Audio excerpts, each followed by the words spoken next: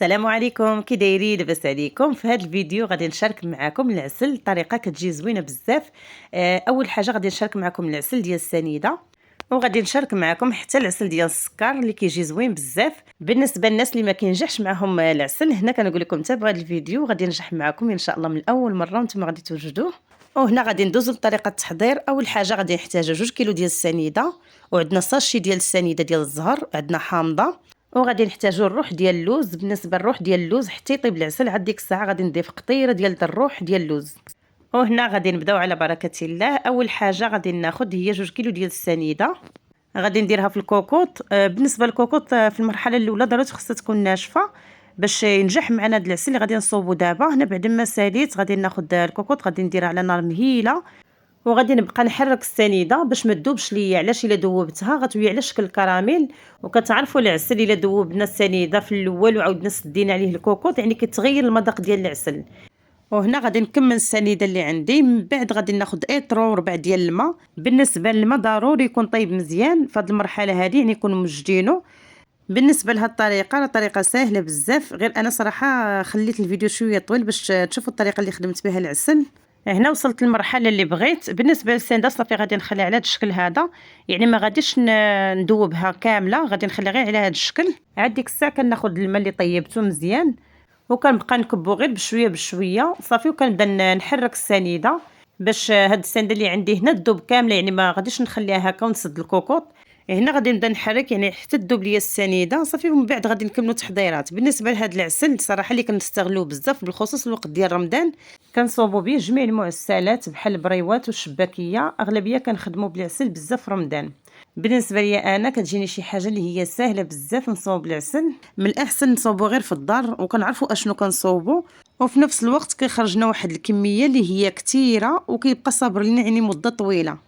هنايا صافي ذوبت السنده كامله اللي عندي، وهذه المرحله اللي غادي نسالي كل شيء، وغادي ناخذ الحامض وغادي ناخذ ساشي ديال سنيده ديال الزهر. من الاحسن ما نضيفوهاش في الاول. علاش؟ لان كتمشينا داك المذاق ديال الزهر حتى كنساليو كذوب لنا السنيده. عاد ديك الساعه كنزيدو هاد الساشي ديال السنيده، وغادي نزيد حامضه مقسومه على 2. من بعد فاش غيطيب لنا العسل غادي ناخذ قطيره ديال الروح ديال اللوز. ما نكثروش منه بزاف. علاش؟ هاد الروح ديال اللوز غير باش كيعطينا داك المذاق فاش كنبغيو نصوبو الشباكيه. بالنسبه للناس اللي كيخدموا الشباكيه وما كيديروش فيها اللوز، علاش انا درت قطيره ديال اللوز؟ باش ملي كطفوا ديك الشباكيه في العسل كتعطي المذاق ديالها كانكم درتوا اللوز يعني في الشباكيه. هنا صافي بعد ما طاب العسل كيوجد لنا على الشكل هذا. صافي هنا كنطفي البوطه. بالنسبه لهاد العسل هذا هانتوما كتشوفوا اللون ديالو الصراحه كيجي هذاك اللون اللي هو زوين بزاف. وهنا بعد ما وجدنا العسل غادي نطفيو عليه البوطه.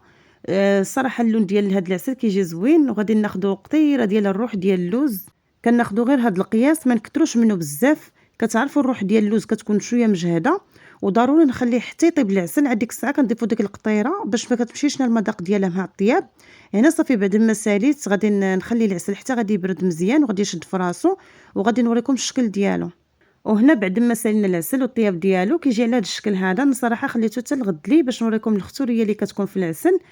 وهنا بعد ما سالينا العسل غادي ندوزو للطريقه الثانيه ديال العسل بالسكر اللي كيجي ناجح 100%.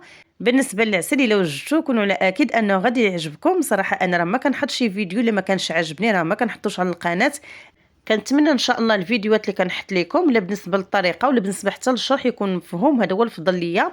وهنا غادي ندوزو للطريقه ديال تحضير العسل بالسكر كيجي ناجح 100%. اول حاجه غادي نحتاجو عندنا ساشي ديال السنيده ديال الزهر، وغادي نحتاجو عندنا العود ديال القرفه. بالنسبه للعود ديال القرفه راه كيعطيو واحد المذاق. وغادي نحتاجو الحامضه، وعندنا هنا الماء ديال الزهر، وغادي نحتاجو القلب ديال السكر. وهنا عندي اطرو ديال الماء. بالنسبه للماء ضروري يكون الماء طيب مزيان. انا صراحه باقي ما طيبش الماء، غير وجدت كلشي باش تجيني الطريقه سهله.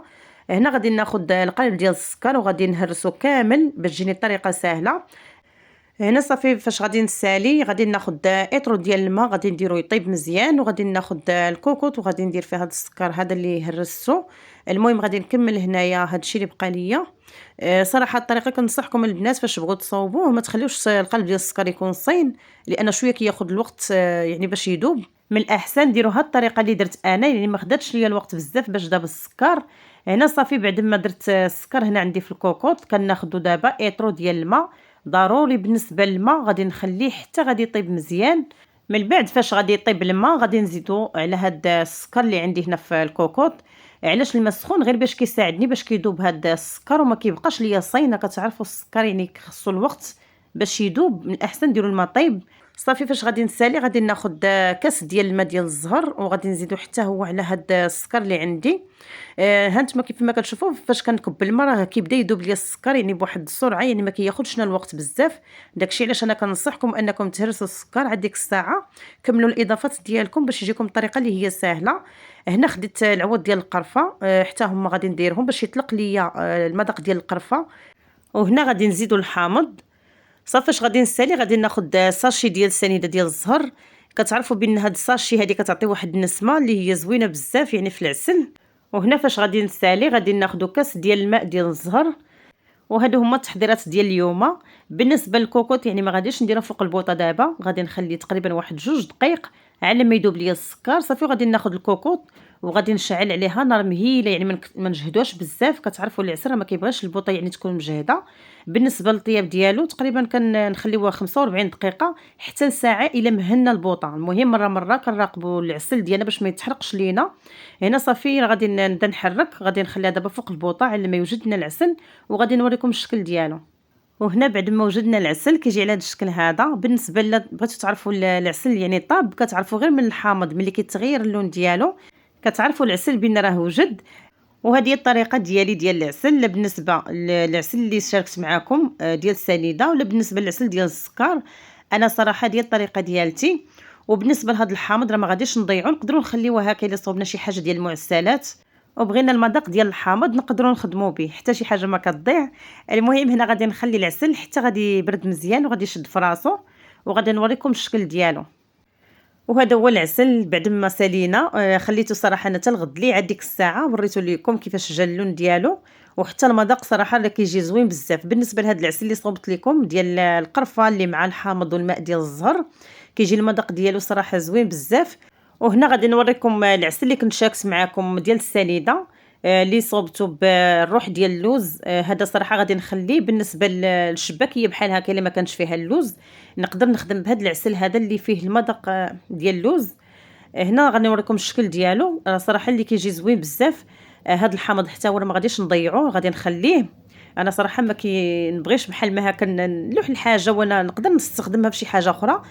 المهم غادي نوريكم الشكل ديالو. بالنسبه للعسل الا كتعرفوه نجح معاكم كيكون يعني خيط واحد، يعني ملي كتهزوه هكا المغرف ديالكم الفوق يعني كيبقى غادي هذاك الخيط ديال العسل ما كيتقطعش. هنا باش كتعرفوا العسل راه نجح معاكم. وهذا هو الفيديو ديال اليوم. كنتمنى ان شاء الله انه يعجبكم وكنقول لكم مبروك عواشركم. نتمنى ان شاء الله رمضان يدخل عليكم بالصحه والسلامه وباش ما كتمنوا ان شاء الله. ونتلاقى ان شاء الله في فيديو اخر وتحضيرات اخرى تكون بسيطه على شله. بسلام عليكم.